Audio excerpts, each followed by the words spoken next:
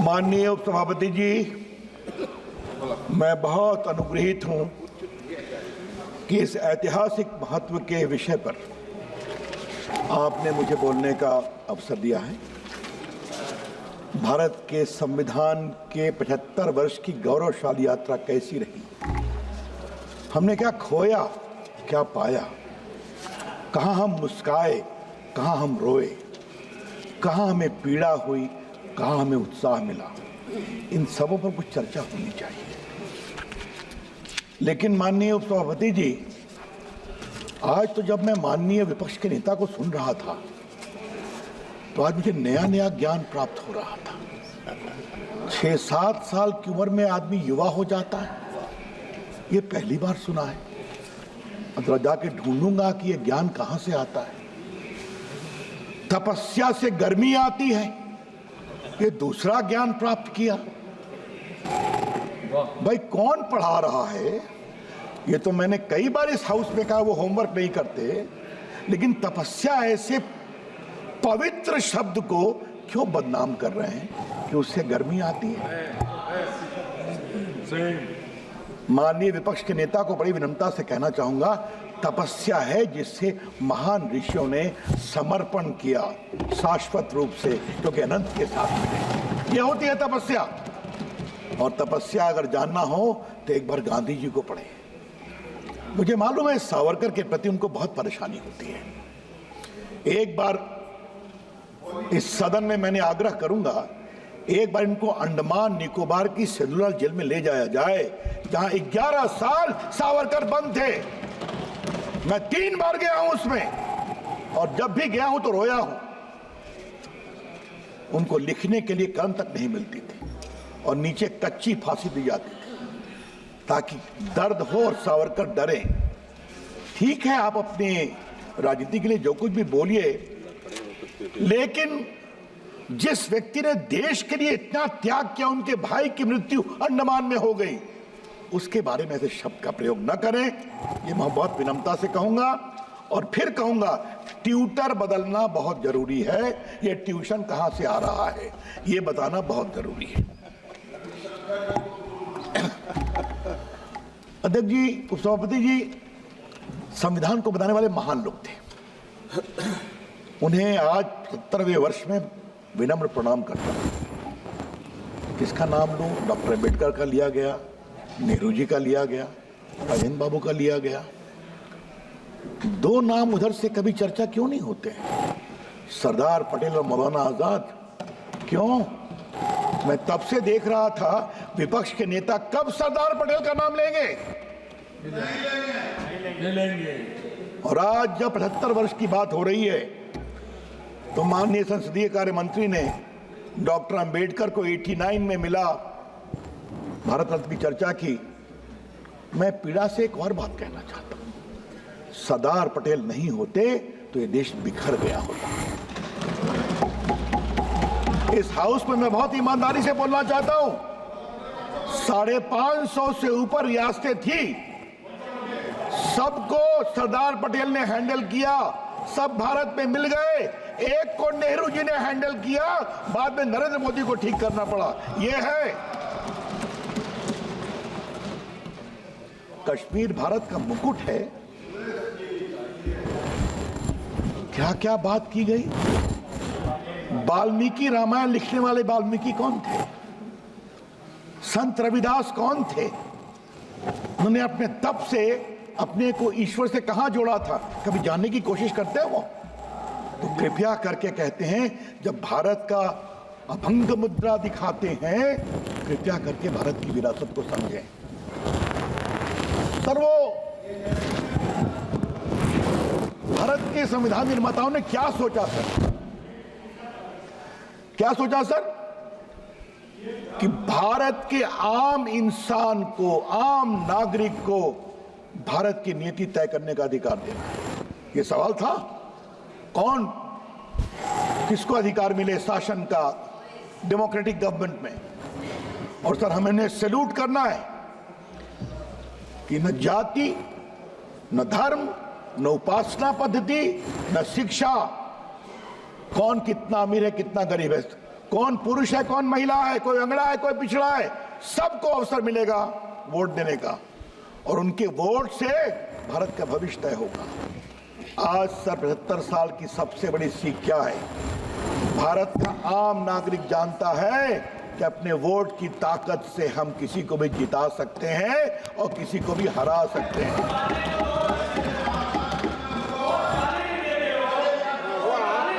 आप बैठिएगा प्लीज, आप बैठिएगा। और प्लीज सर, आप बैठिएगा। नहीं, आप बैठिएगा प्लीज। अच्छा आप बैठिएगा। रविंद्र यादव जी, आप बैठिएगा। अच्छा बैठिए आप बैठिएगा, आप बैठिए, उनको बोलने दीजिए। सर कल मैं उधर से सुन रहा था सर। रविंद्र यादव जी, सर उनको बोलने दीजिए। कल मैं उधर से सुन रहा था सर कि संविधान में संवाद हुआ था। संवाद यहां भी होना चाहिए जरूर। संसद देश की सबसे बड़ी पंचायत है। उधर के लोगों को एक बात मैं और विनम्रता से कहूंगा, संवाद का मतलब ये भी है, हमने आपकी बात सुनी। जब हमारे प्रधानमंत्री आए भाषण देने तो आप उनको सुनिए, वॉकआउट मत करिए। ये भी संवाद का एक बहुत बड़ा पक्ष है। सर संविधान की बात बहुत कही गई सर कि हम हार गए, हम कमजोर हो गए। मैं विनम्रता से एक बात पूछना चाहता हूं सर कि अभी जो महाराष्ट्र में हमारी ऐतिहासिक जीत हुई है, 71 के बाद आज तक इतना मेजॉरिटी किसी को नहीं आया था, ये समझना चाहिए। और हरियाणा में जो हम लोग जीते हैं सर तीसरी बार, 14 के बाद भी अधिक बहुमत से जीते हैं। सर इसका मतलब क्या है? मतलब ये है सर कि जनता ने सोचा जो अच्छा काम करेगा उसको एक बार नहीं, दूसरी बार नहीं, तीसरी बार भी प्रधानमंत्री बनाएंगे। और जो प्रधानमंत्री को कमजोर दिखाने की कोशिश करेगा संविधान के बदलने के बेबुनियाद आरोप पर, जनता समझ गई हमको मूर्ख बनाने की कोशिश की गई। ठीक हम जवाब देते हैं, नरेंद्र मोदी को कमजोर नहीं करेंगे, ये करके दिखाया। हमें जनता की इस परिपक्वता पर विश्वास करना चाहिए। पर विपक्ष के नेता संविधान लेकर चलते हैं, शपथ लेते हैं तब भी संविधान लेकर चलते हैं। उस दिन गाजीपुर में धरना दे रहे थे तो देखा हाथ में संविधान है।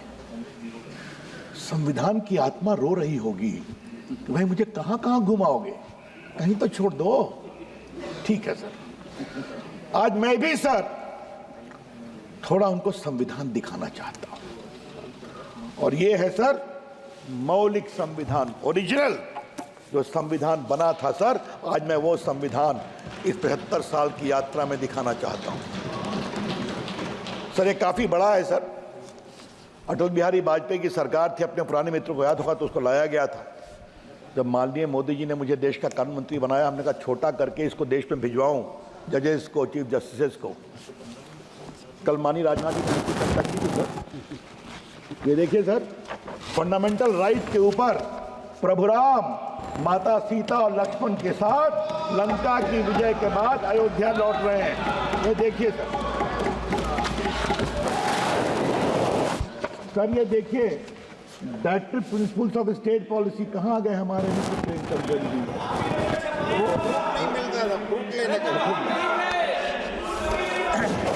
सर ये देखिए सर, भगवान कृष्ण अर्जुन को महाभारत में गीता का ज्ञान दे रहे हैं। ये सर इसमें महाबुद्ध हैं सर, इसमें महावीर हैं सर, इसमें नटराज भी हैं सर। एक और देखेंगे, ये देखिए पार्ट 7 में बजरंग बली हनुमान जी की भी तस्वीर है। ये देखिए आप सर, इसमें सर ये देखिए प्रभु नटराज की तस्वीर है।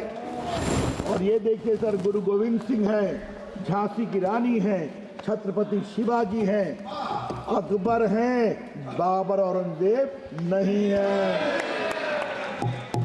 तो इस संविधान बनाने वाले जानते थे कि इस देश की विरासत प्रभु राम है, प्रभु कृष्ण है, बाबर औरंगजेब नहीं है, छत्रपति शिवाजी।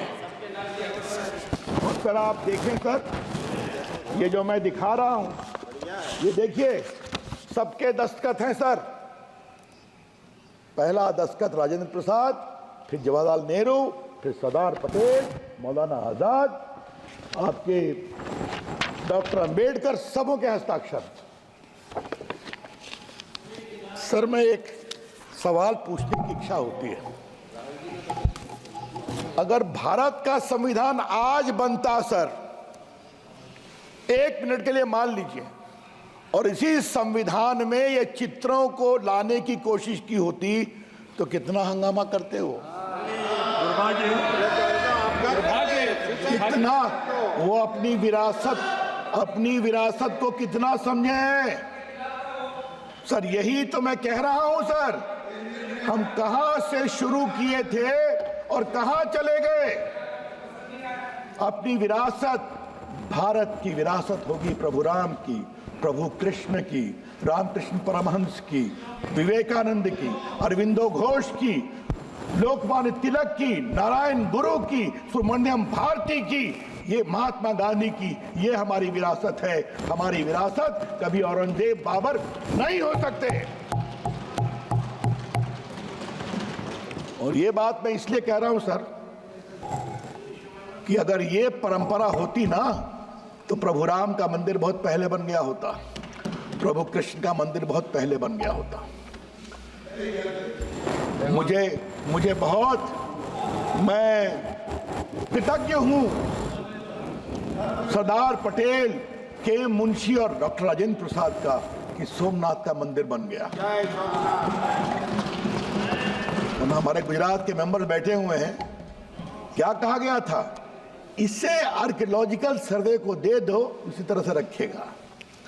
सर इस देश की आत्मा कभी अपनी विरासत से समझौता नहीं। और उस तरफ के लोगों से मुझे आज एक सवाल पूछना है, पूरे दिल्ली में किंग एडवर्ड की मूर्ति थी कि नहीं, क्वीन विक्टोरिया की मूर्ति थी या नहीं, लॉर्ड इरविन, लॉर्ड हार्डिंग की मूर्ति देश के सारे गवर्नर्स के राजभवन के सामने थी या नहीं, वो कहां चली गई। ये सबको हटा दिया गया, दिल्ली वालों को बुद्ध जयंती पार्क के कॉर्नर में डाल दिया गया। क्यों? क्योंकि वो मूर्तियां कला की मूर्तियां नहीं थी, वो गुलामी और दास्ता की मूर्तियां थी। और आपने निर्णय किया कि वो मूर्तियां नहीं रहेंगी, आपने अच्छा काम किया। यही बात प्रभु राम के जन्म स्थान, कृष्ण जन्म स्थान और काशी विश्वनाथ के मंदिर के बारे में क्यों सोच नहीं होती है सर? यही है वोट बैंक पॉलिटिक्स। आगे इस पर थोड़ा मैं बोलूंगा। ये वोट बैंक पॉलिटिक्स के चक्कर में जो फंस गए उससे बाहर नहीं निकले। और आज सर मैं एक बात कहना चाहता हूं, 75 साल में आप कहां हैं और हम कहां हैं, ये भी जरा देखिए। 75 साल में आप कहां हैं और हम कहां हैं, क्योंकि हमारे श्यामा प्रसाद मुखर्जी के विचार, दीनदयाल उपाध्याय के विचार आज लोगों ने स्वीकारा है। ये देश राष्ट्रवाद से चलेगा, देश के प्रति समर्पण से चलेगा और विकास से भी चलेगा। सर मैं आपसे एक और बात कहना चाहता हूं, कल बहुत चर्चा हुई है, जो हमारे सारे सुरक्षाकर्मी मारे गए संसद के उस समय। सर मैं भी संसद में था, वो भयावह दृश्य देखा है। सारे लोग ह्यूमन राइट्स की बात करते हैं, अफजल गुरु के ह्यूमन राइट्स की बात करते हैं। कभी इन लोगों ने जो हमारे सुरक्षा कर्मचारी मारे गए, उनके परिवार के ह्यूमन राइट्स की बात की क्या? कभी करते हैं? आतंकवादियों ने उनको मारा, उनके बच्चों, उनकी पत्नी, उनकी विधवा का कोई ह्यूमन राइट है या नहीं? 75 साल में सर ये भी एक यात्रा आई है। देश की पूरी बात ऐसी पिछल गई है। हमारी सोच बहुत साफ है, आप आतंकवादियों के ह्यूमन राइट्स की लड़ाई लड़ो, हम तो लड़ेंगे देश के सुरक्षा कर्मी की जो आतंकवाद में मारे जाते हैं। हम लड़ेंगे वो हमारे सीआरपीएफ बीएसएफ के जवान के लिए। सर देश के लिए जीते तो सब लोग हैं सर, देश के लिए मरते कौन हैं? ये सुरक्षा कर्मी होते हैं। हमें उनके पूरे मानवाधिकार की चिंता करनी पड़ेगी। सर काफी बात हो रही है सर। सेकुलरिज्म की बात करते करते ये कहां से लाया गया सेकुलरिज्म, इसका जवाब देना जरूरी है दूसरे पक्ष पर आने के पहले। हमारे जो संविधान बनाने वाले थे, क्या सरदार पटेल, क्या राजेंद्र प्रसाद, क्या जवाहरलाल नेहरू, क्या डॉक्टर अंबेडकर, क्या मौलाना आजाद और बाकी सब बड़े नेता, ये भारत की विरासत को समझते थे। वो जानते थे कि भारत की विरासत मूल रूप से पंथ निरपेक्ष है। ऋग्वेद का एक ज्ञान है ना सर, एकम सदविप्रा बहुधा वदंती, सत्य एक है, उसको पाने के मार्ग अलग अलग हैं। तुम अपने मार्ग से चलो, ये देश तुम्हारा रास्ता, हम अपने मार्ग से चलते, क्योंकि तुम्हारा मार्ग और हमारा मार्ग अंत में एक ही स्थान पर मिलता है, जहां है परम सत्य, इटर्नल, इंडिविजिबल। यही तो है ना भारत का वैदिक ज्ञान, ये वो समझते थे। इसीलिए उन्होंने दक्षिण के आयातित सेकुलरिज्म को भारत के संविधान में जगह नहीं दी, क्योंकि भारत की विरासत पंथ निरपेक्ष है। भारत की विरासत विरोधी विचारों का सम्मान करने की है। अब ये कौन बताए सर? फिर एक ही बात कहूंगा, ट्यूटर बदलने की जरूरत है सर, वो बदलना बहुत जरूरी है सर। हाँ सर, आज कुछ इमरजेंसी की बात करनी है सर। मेरा परम सौभाग्य है सर कि मैं संघ का स्वयंसेवक भी रहा हूं। अखिल भारतीय विद्यार्थी परिषद में 13 साल काम किया है, और मैंने लोकनायक जयप्रकाश की अगुवाई में बिहार आंदोलन में भी भाग लिया। भ्रष्टाचार मिटाना है, नया बिहार बनाना है। और सर कमाल हुआ सर, शुरू हुए हम लोग की इतनी पिटाई हुई थी लाठियों से, दुबले पतला था बहुत उस समय सर, स्वर्गीय सुशील मोदी और हम दोनों इतनी लाठियों से पिटे थे कि आज भी याद करता हूं तो पीड़ा होती है। मीसा में बंद कर दिया गया था सर, और कैसे गिरफ्तार किया गया था? मैं घर से भभुआ जा रहा था, 10 पुलिस वाले मुझे उठा करके पटक करके जीप पे डाल दिए, मैं गश आकर बेहोश हो गया था। ये सब देखा है, क्या ये लोग बात करेंगे? क्या बात करेंगे? संघर्ष से आए, लाठी भी खाया है, गोली भी खाई है, तब यहां पहुंचे हैं। किसी के परिवार में बैठने के कारण नहीं आए हैं, ये समझना बहुत जरूरी है।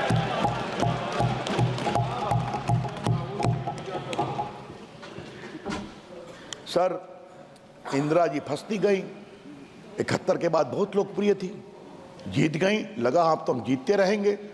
युवा नाराज, रेलवे कर्मचारी नाराज, बाकी सभी नाराज, उनके हाथ की डोर छूटती गई, और इंदिरा गांधी जी फंसती गई, और इंदिरा गांधी तानाशाही की ओर बढ़ती गई। और मैं इसको प्रूव करना चाहता हूं सर,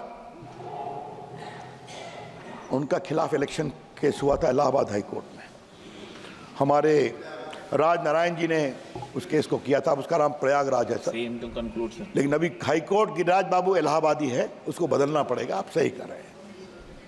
तो सर वो इलेक्शन हार गई क्योंकि सरकारी पदाधिकारियों के दुरुपयोग का मामला था।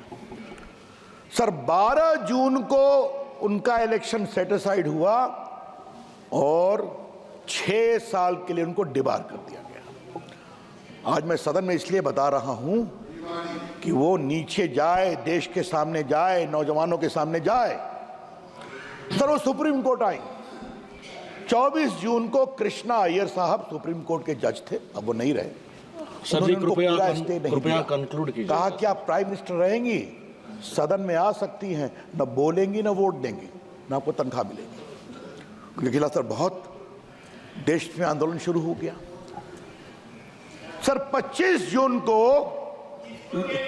लोकनायक जयप्रकाश नारायण, आप जरा शांत रहिए ना। लोकनायक जयप्रकाश नारायण की एक रैली थी रामलीला ग्राउंड पर सर, लाखों की संख्या थी सर। उन्होंने कहा, एक बहुत बड़ी बात कही सर, रामधारी सिंह दिनकर हमारे बिहार के कवि, जो राष्ट्र कवि हैं, सिंहासन खाली करो कि जनता आती है। कंक्लूड कीजिएगा sir. Sir give me 5-7 minutes, I just conclude. Sir आपको बताऊं, सीधा इमरजेंसी लगा दी गई और ये हमें बोलते हैं लोकतांत्रिक मान्यताओं की बात, अभंग मुद्रा दिखाते हैं। भारत में इंटरनल इमरजेंसी पहली बार लगी थी और कैबिनेट का अप्रूवल नहीं हुआ था। राष्ट्रपति फखरुद्दीन अहमद नहीं मान रहे थे, इंदिरा जी ने हड़काया, हमने तुमको बनाया, साइन करो, उन्होंने साइन कर दिया और सुबह में 6 बजे कैबिनेट की मीटिंग से रेटिफाई किया गया। सर क्या क्या हुआ, लोग जेल चले गए। राधा मोहन जी सही बोल रहे हैं, वो भी उस आंदोलन के साथ ही हैं सर। किसको किसको, हमारे कहाँ गए, मुलायम सिंह भी जेल में थे, पता है ना, लालू जी भी जेल में थे और डीएमके की सरकार को डिसमिस किया गया था इमरजेंसी में, ये भी याद रखें, समझे आप। और आरएसएस को बैन किया गया था, जेपी को गिरफ्तार किया गया था, अटल बिहारी वाजपेयी को, नानाजी देशमुख को, सर जॉर्ज फर्नांडिस के भाई को, लॉरेंस फर्नांडिस को इतना मारा गया था बेंगलोर में कि जब मूर्छित हो गए तो उनको मुश्किल से ले गए अस्पताल में। क्या क्या अत्याचार किया इन लोगों ने। राष्ट्रीय स्वयंसेवक संघ के सदस्यों को सर नाखून नोचा गया। और सर सबसे तो मजा किया सर हमारे दिल्ली में पत्रकारों के ऊपर, ये जो बहादुर शाह जफर मार्ग है ना, इसका पूरा बिजली काट दी गई। Sir last 1 minute sir, please conclude. Last 5 minutes give me, I will conclude. Lal please sir, something very important I am saying. Please allow sir, सारे अखबारों की बिजली काट दी गई। सेंसर मानोगे तो हम मानेंगे। और सर हम बहुत तारीफ करेंगे सर इंडियन एक्सप्रेस की और रामनाथ गोयनका की, वो हिम्मत के साथ डटे रहे और उन्होंने नहीं माना। आप सुनेंगे सर कितना अत्याचार हुआ। जेपी को गिरफ्तार कर गए थे, मुझे जेपी ने कहा है, हरियाणा ले गए थे, सुबह में वो नाश्ता कर रहे थे तो एक गेस्ट हाउस पे देखे बाहर मोरारजी भाई टहल रहे हैं। कहा अरे हमको उनसे मिलने दो, कहा नहीं मिल सकते, ऊपर थे वो बंद। कहा तुम हम दोनों के बीच में बैठ जाओ, आप नहीं मिल सकते। सर जेपी की किडनी खराब हो गई सर, वो मुंबई के जसलोक अस्पताल में थे सर, 26वें फ्लोर पर। उनको कहा इनको धूप की जरूरत है वरना ये गए। उनको धूप देखी, नीचे जनता खड़ी हो जाएगी। जब सोली स्वराज ने कहा कि हम हाईकोर्ट मूव करेंगे, तब इनको आधे घंटे के लिए बैठने दिया। सर ये अत्याचार हुआ है। सर धर्मवीर भारती ने कविता लिखी है, सुनिए आप भी हमारे समाजवादी मित्र। क्या कहा था उन्होंने, सर मैं हाउस में कहना चाहता हूं, खलक खुदा का, मुल्क बादशाह का, हुक्म शहर कोतवाल का। मुनादी है कविता, डुगडुगी। खलक खुदा का, मुल्क बादशाह का, हुक्म शहर कोतवाल का। सबों को खबरदार किया जाता है कि अपने खिड़की दरवाजे बंद कर ले, गिरा ले पर्दे और बच्चों को सड़कों पे अकेला न छोड़े, क्योंकि एक 74 बरस का बूढ़ा अपनी कांपती आवाज में सड़कों पे सच बोलता हुआ निकल पड़ा है। सर अटल बिहारी वाजपेयी की कविता है, जेल में हम टूट सकते हैं मगर झुक नहीं सकते। सर आज तक आपने माफी मांगा, सर 5 मिनट वक्त दीजिए सर, जुडिशरी में बोलना बहुत जरूरी है सर, 5 मिनट वक्त दीजिए काइंडली सर। इन्होंने जजेस को सुपरसीड किया। फिर मौका मिलेगा सर, और भी मौका मिलेगा, और भी लोग हैं बोलने के लिए। बस 5 मिनट और भी लोग हैं बोलने के लिए, उनको भी समय देना चाहिए। उन्होंने किसको सुपरसीड नहीं किया सर। सर आपको फिर समय मिलेगा, फिर मिलेगा। सर प्लीज सर आप और HR खन्ना जिन्होंने एडीएम जबलपुर में उन्होंने कहा इमरजेंसी में भी लोगों के मानवाधिकार नहीं हो सकते, हट सकते। सर उनको 2 महीना के लिए भी भारत का मुख्य न्यायाधीश नहीं बनने दिया क्योंकि उन्होंने डिसेंट किया था। ये लोग क्या बात करते हैं सर। और मालूम है सर, जब उस केस की सुनवाई हो रही थी, इसी जस्टिस HR खन्ना ने पूछा attorney general, if a person is shot while he being arrested, does he have any relief? No, in emergency has no relief. ये शर्मनाक बात करने वाले सर जी धन्यवाद, धन्यवाद सर जी। क्या मैडम जुडिशरी, क्या कुमारी प्रेस, शैलजा जी, धन्यवाद सर जी, धन्यवाद sir ji. Thank you sir.